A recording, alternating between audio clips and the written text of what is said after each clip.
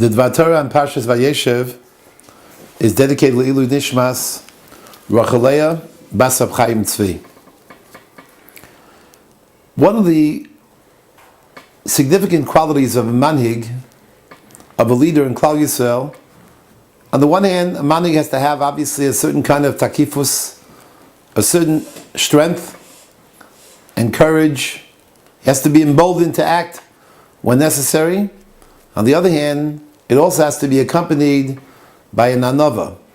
The Torah specifically, according to the Ramban, has articulated the Isur of Gaiva dafka in the context of a manhig, of a melech. In the Parsha of Melech, the Torah says in Dvarim, the vilti rum levavo me'echav, or the vilti sur min ha-mitzvah yom l'smol.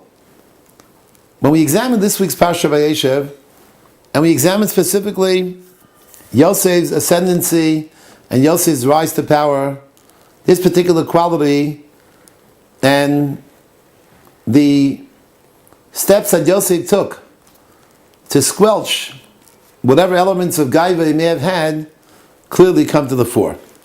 The Torah in the beginning of the Parsha tells us that Yosef, as a young man of 17 years old, Hayar ro'es achad batzon v'hu nar es b'nei vila v'es b'nei zilpa neshei aviv, the beginning of Vayeshev, in Perek Lamed Zayin, Pasuk Beis, Vayave Yosef is the basar royal avihem.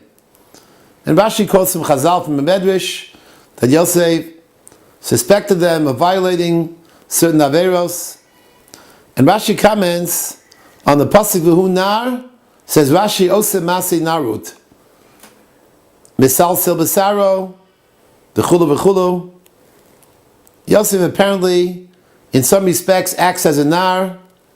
He wants to appear in a very handsome kind of way. And the Torah tells us that Yaakov Avinu loved Yosef and gave him Meksonis Pasim. And then we have the Chalomos that Yosef begins to dream. Vayachalam Yosef Chalom, Vayagel Le'achav, Vayasifu Otzno Oso.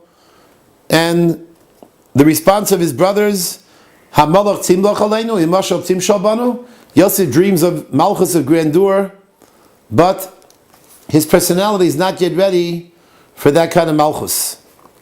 There is a certain element of Narus and Gaiva that Yosef displays.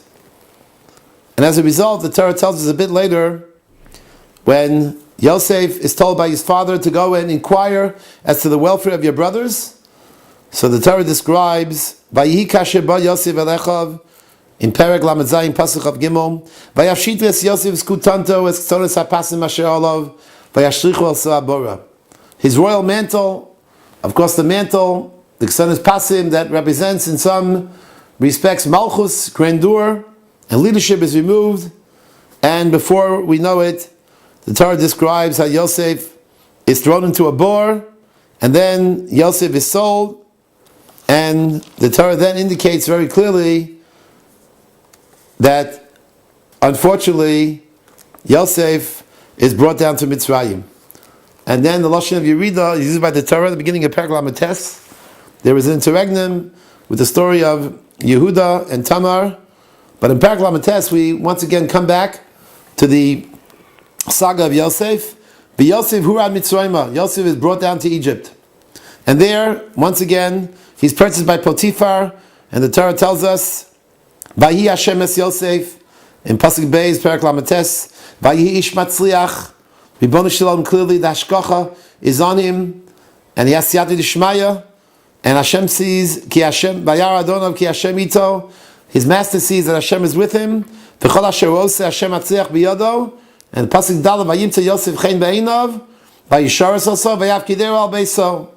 Once again, Yosef becomes a manhig. He's appointed a superintendent of the household, and the Siyata D'Shmaya in the house of the Mitzri. Vayibirkaz Hashem Echol Asher Yeso B'Bayisu V'Asodeh. But still, Yosef has not totally, completely divested himself of that shemetz of Gaiva to become the complete tzaddik that he really was.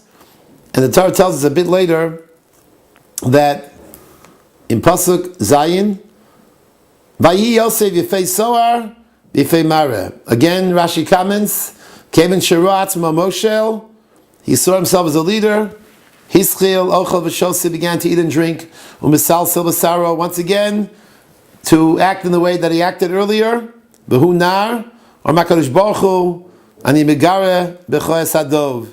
And right away the story of Eshes Potifar then comes to the fore. And again, Yosef, as a result of that incident, is placed in the Beis HaSohar.